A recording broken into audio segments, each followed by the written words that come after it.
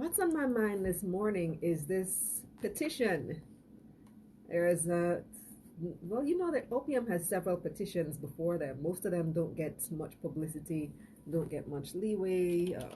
The last successful one was the cockpit country one. That's, really got a lot of attention. And now there's an action. And now there is one seeking to make the Jamaican language official. And the petition is in both English, standard English, and standard Jamaican Creole. I see your face. Okay, I'm going to give you a chance very shortly to weigh in. So on either Thursday or Friday, Brittany Clark, our very own Miss Global Jamaica, who works here in the newsroom, she forwarded the standard Jamaican version to the news group. And she said, anybody who can read this gets a prize. So me know I love a challenge. And I read it pretty fluently. All right, everyone. So we have Kalila, who's going to do the PATWA challenge. All right, are you ready? Jamaican version. Due to how Jamaican are the one language will bring every Jamaican together, and due to how the Jamaican language, I want sain for show said the Jamaican people in Britn, Kyanada, Merika, and adarels place, I want a kyahn show said in my Jamaican, and due to how the Jamaican language big pan the world stage in the lichicha and the music will come out of the rest of the world, and due to how the country I celebrate the 100th birthday of the Anarebl Louise Bennett Coverley, who did one of the biggest champion for the Jamaican language. And due to how all over the world they must celebrate this year as the International Year for Language, we talk Wich-paat-dem-orijiniet, something what the Yuunaitid Nieshan Jenaral Asembli declare. And due to how people will chat Jamaican and who can't chat English supposing to have the said right, posted it on my social media, and it has gotten a lot of reactions. Now, before I tell you about the reactions and my response to the reactions, I see you itching to say something, so say it. So my difficulty is that I had a difficulty reading what Brittany posted in the group. Me with my big almost everybody did first class degree in communications, my master's in management and marketing, I couldn't read it. And so I see the difficulty that this whole making English a standard, the Jamaican standard language, I see the difficulty it's going to pose, especially because of why those who have put forward the petition say they want it to be the standard language, because it must be a language that should be read by the users of that language. And if I cannot read it, God bless the people who are barely literate, who this is supposed to be for. They definitely will not be able to read it. Well, I'm glad you raised those issues, because that's exactly where I'm going this morning. So the only reason I could read that text is because I have been practicing on Sunday, not that specific text, but I have been trying to teach myself to read standardized Jamaican Creole via Dr. Carolyn Cooper's columns. So every Sunday she has in the Gleaner her column, and she does two versions. She does what she calls the chaka spelling and then the proper spelling side by side. So I always attempt to read the proper spelling first, and then for reference, any phrase or word that I buck up and I don't understand, I'll look at the chaka version and say, oh, okay, that's what it means. And then I learn to identify, okay, these word blends, these letter blends together make this sound. And then reading it out loud, it helps. Absolutely. But no one, and I understand the criticisms about, oh, it's unreadable, most people can't read it, why even bother? I understand that criticism. But of course it would be unreadable if you're never taught to read it, whether it's self-taught or by someone else, and if you never practice reading it. Think about it. You would never be able to speak English, to read English, if you've never been taught to read English. You will be illiterate in it. And even if at some point in your life someone teaches you, but you never continue to practice, you never get that practice, you will forget. You won't learn. And so that is a big challenge with the teaching and the understanding of Jamaican English. And so, like I said, there were many comments on the post some of them bigging me up for actually being You did able well. to I was read very the proud thing. of you. You did very well. And then a lot of others raising the same issues you raised, like foolishness. Who came up with this? And then some people saying, well, how do you even decide which version of Jamaican Creole is the right version? Which spelling? And which spelling is the right spelling? And who decided that this is the one?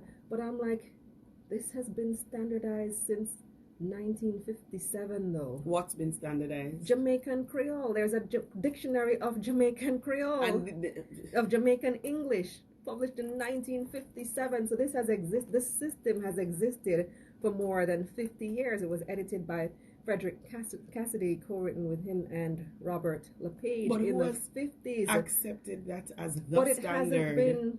But it is. What other standard is? Who else has put out another standard? So the very document that Britn had circulated, for some of the words in that document, I would not have spelt it in Jamaican Creole the way that it was spelt in that document. No, but that's why there has to be a standardized format. Now, you and I might decide upon, we might, in trying to write Jamaican Creole, write it a different way. Phonetically. So, phonetically. We're trying to write things how they sound. And I'm going to use the word, and I have some experience with this, with the similar process in Belize as well, where I learned to read and write Belizean Creole through a lady named Sylvana Woods, who used to write in the paper, and she had the spelling system, like she would have a key next to her column. These letter blends make this sound. And so whenever you get stuck, refer it back to the key. And so this is something I've been working on for some time. I've been practicing as a writer. I see the value of it to literature. Yeah. So what was the point I was about to make? Spelling and the variations in spelling, because my thing is phonetically we would write something one way. So there needs to be a standardized way that somebody agrees upon and writes down and puts in a dictionary, which has been done, for the very reason that you and I might sound out things differently, like the Belizean word and the Jamaican word. In Belize we say boy. In Jamaican you might say boy, a little more like an O sound. In Belize we more make an A sound.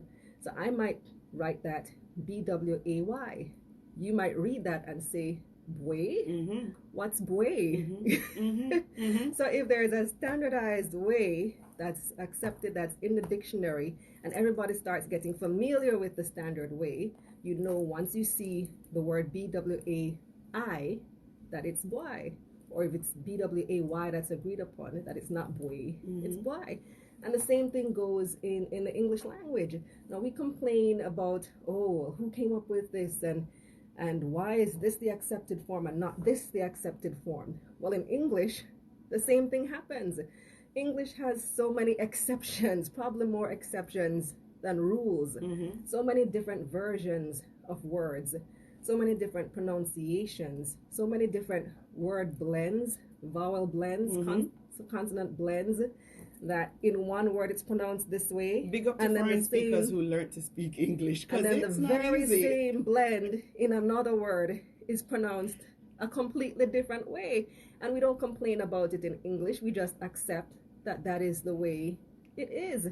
And then you had the set of people commenting, oh, it's foolishness. Why bother? Jamaican Creole or Jamaican Patois is an oral tradition, is an oral language.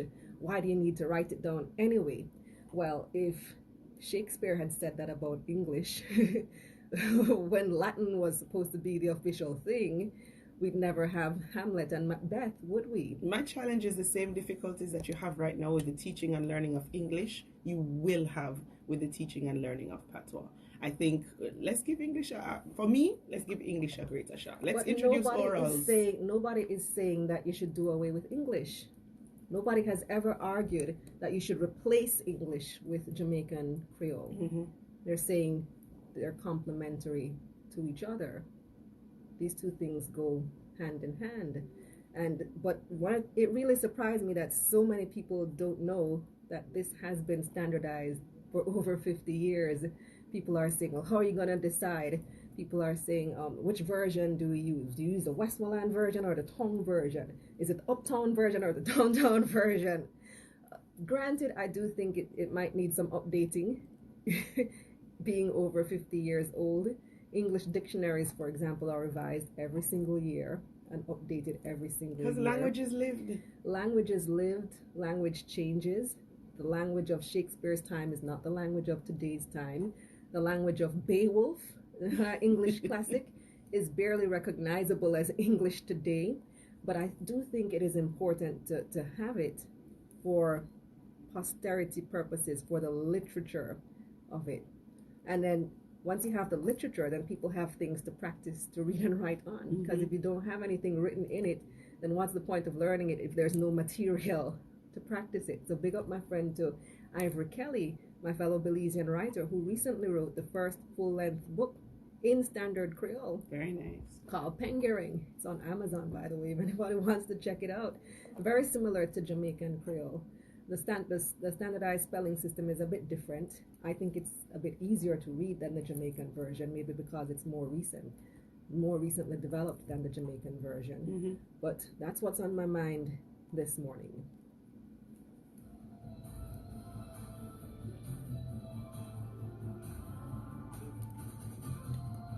What's on my mind?